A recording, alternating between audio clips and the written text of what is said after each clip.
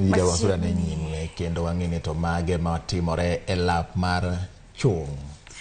Kabende ng'eni jogo mabende nitiere gi geche sani kata nyamburko ging'eni ma en wach monjo bed ni koro gikete wang' gi machi. Aneno ka gini aparo ni jogo geche akeni weche mag pikipiki bende nitie gigi aparo ni magi bende winjo bed ni jopiny ng'eyo. Edwin Okoth bolero no mathoth. Koro mo kain kod nyamburko koro biro chuni ni gol sling 3,000 mondo ilok godo namba ndikruok mar nyamburko mari kapok dweche 18 rumo. Piny owacho oseyango namba ndikruok mag nyamburko manyasani ma ibiro dwar mondo miweg nyamburko masani kod mabiro manyien ochak tiyogo kaka yo mar bero arita kwe kendo jiwo chenro mar osuru kaka Edwin Okoth koro miyowa ler. Bang' temo loko chal mag namba ndikruok meg nyamburko ma pachoka kuom ma ok tin higni 7, gikone to koro piny owacho golo ayanga namba ndikruok mag nyamburko manyasani. Weg nyamburko ma kwan gi ok tin ne $4,800,000 koro biro golo omenda maromo $14 billion e timo lokruok mane oland tich ariyo no.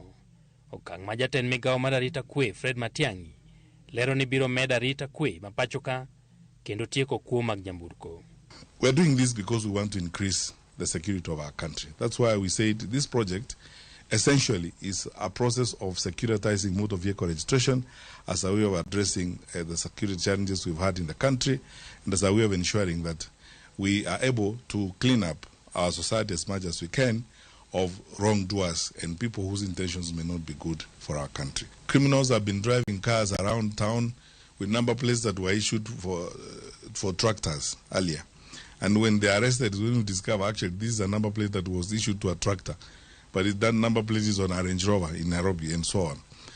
Nyawad gima ochung' ne weche mag wuoth James Masharia to wacho ni loko namba ndikruok manyien biro konyo nyaka pinje malibamba ma bende jokuoge thoro kwalo e nyamburko ma iuso pachoka. As you are aware, the number of vehicles in this country is actually going up in a very, very, very fast rate. 2 years ago, Chair, the number of vehicles in this country were only about 3.2 million. Vehicles meaning, 4-wheel, 2 wheels, 3.2 million. Today is 4.8.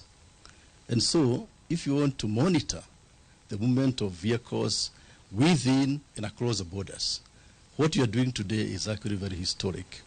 Ma bende koro en okang' ma piny owacho chano go mako weg nyamburko ma kwepo chulo osuru kama githoro chuogo namba ndikruok mag nyamburko mabandia.